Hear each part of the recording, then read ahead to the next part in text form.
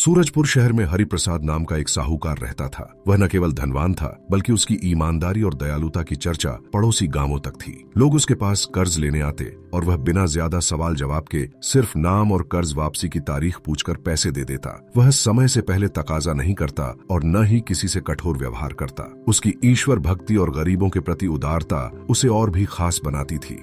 वह हर महीने मंदिर में दान देता और अनाथों की मदद करता। एक दिन उसकी यह प्रसिद्धि दो ठगों जगतू और भगतू के कानों में पड़ी। दोनों घुमक्कड़ ठग थे जो गांव-गांव घूमकर लोगों को मूर्ख बनाकर धन कमाते थे। जगतू जो हमेशा नई प्लानिंग बनाता बोला, भगतू, सूरजपुर का साहूकार हरिप्रसाद बड़ा भोला है। सुना है वह कर्ज मांगने वालों का पता ठिकाना भी नहीं पूछता, बस नाम और तारीख पूछकर पैसे दे देता है।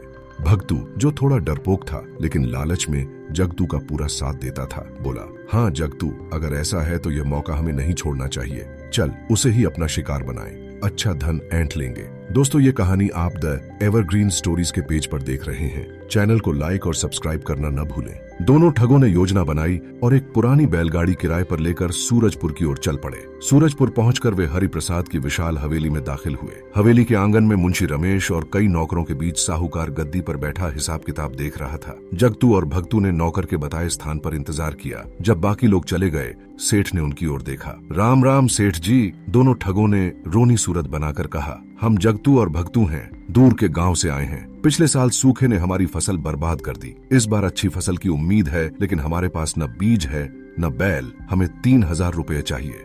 हरिप्रसाद ने शांत स्वर में पूछा, भाई कितनी जल्दी लौटाओगे? जगतू ने तुरंत जवाब दिया, सेठ जी, जितनी जल्दी संभव हो। फसल बिकते ही ब्याज समेत लौटा देंगे। फिर भी कोई मियाद तो बताओ, साहूकार ने जोर दिया। भगतू ने चालाकी से कहा, सेठ जी, कर्ज तो कर्ज है, अगर इस जन्म में न दे सके तो अगले जन्म में दे देंगे। हरिप्रसाद ने गहरी नजरों से उन्हें देखा, फिर मुस्कुराया, ठीक है, अगले जन्म में ही दे देना, मुझे तुम्हारी बात पर पूरा विश्वास है। फिर उसने मुंशी को बुलाया। रमेश जी, इनके नाम पर खाता खोलो, 3000 रुपए दे दो और लिख लो कि ब्याज समेत अगले जन्म में लौटाएंगे। मुंशी रमेश हैरान हुआ, सेठ जी, अगले जन्म में? ये तो ठग लगते हैं। रमेश जी, जैसा कहा वैसा करो, बेकार में बहस मत करो, सेठ ने शांत लेकिन दृढ़ स्वर में कहा। मुंशी ने एक कागज पर लिखा पढ़ी की ठगों से दस्तखत करवाए और 3000 रुपये गिनकर दे दिए। जगतू और भगतू ने पैसे बिना गिने जेब में डाले, सेठ को धन्यवाद दिया और हवेली से निकल गए। जाते ही जगतू बोला, भगतू क्या मूर्ख सेठ है, अगले जन्म की बात पर विश्वास कर लिया। अब ये 3000 हमारे। सोच रहा हूँ एक छोटा सा घर बनाएंगे, कब तक बंजारों की तरह भटकेंगे। हाँ जगतू, इस बार आराम से जिंदगी बिताएंगे, भगतू ने हंसते हुए कहा। दोनों ठग बैलगाड़ी लेकर एक गांव में पहुंचे जहां रात हो चुकी थी। उन्होंने किसान नारायण के घर का दरवाजा खटखटाया। नारायण ने उन्हें दालान में चटाई और चादर दी और मेहमान नवाजी में कोई कमी नहीं छोड़ी। आधी रात को जगतू की नींद टूटी। उसने भगतू को जगाया, सुन, कोई बात कर रहा है लेकिन आसपास कोई नहीं। ध्यान से सुनने पर उन्हें पास बंधे दो बैलों की बातचीत सुनाई दी। पहला बैल बोला, मित्र, यह हमारी आखिरी रात है। मैंने पिछले जन्म में अपने मालिक से 400 रुपये उधार लिए थे। इस जन्म में बैल बनकर हल और गाड़ी में जुत कर चुकाने पड़े। कल मेहनत पूरी हो जाएगी और मैं मर जाऊंगा। दूसरा बैल बोला, मैंने भी 2 लोगों से कर्ज लिया था। एक मालिक से 400 जो कल पूरा होगा, लेकिन दूसरे आदमी से 600 सुने लिए थे। कल वह मुझे ले जाएगा और तब तक हल में जोतेगा जब तक कर्ज न चुक जाए। जगतू और भगतू ने जब ये सुना तो उनके होश उड़ गए।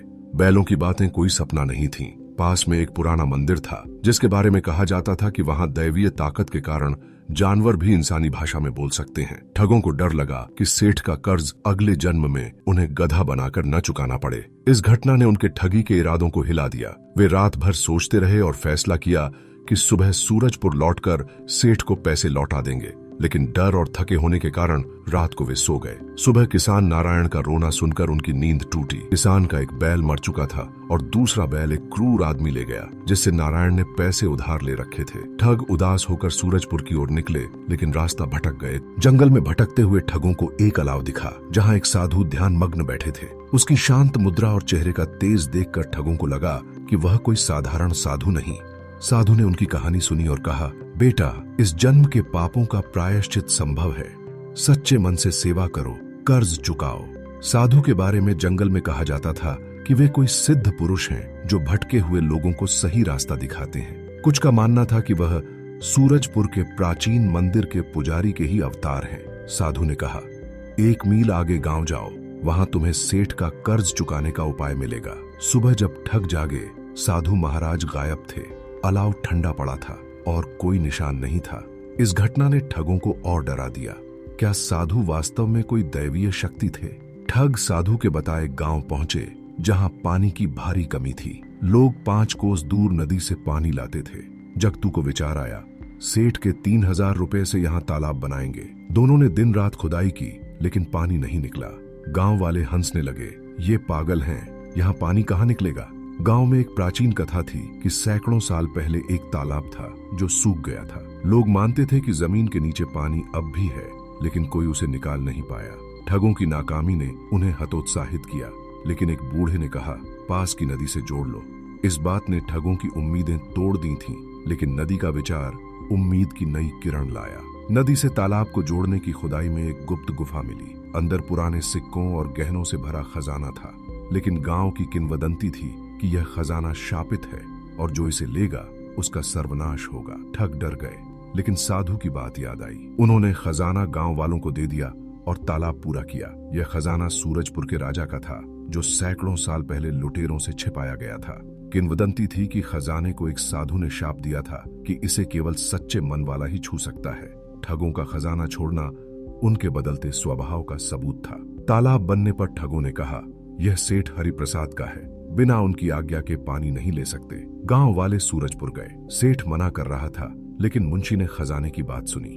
जांच करने पर पता चला कि खजाना सेठ के पूर्वजों का ही था, जो राजा के खजाने का हिस्सा था। सेठ चौंका, लेकिन ठगों की कहानी सुनकर बोला, तुम जीते, अब तालाब मेरा और इसके बदले में तुम्हारा कर्ज माफ। दरअसल सेठ के पूर्वज सूरजपुर के राजा के खजाने की रक्षा करते थे। खजाना गायब होने पर उनके परिवार की बदनामी हुई थी। ठगों द्वारा खजाना लौटाना और तालाब बनाना सेठ के लिए पारिवारिक सम्मान की वापसी थी।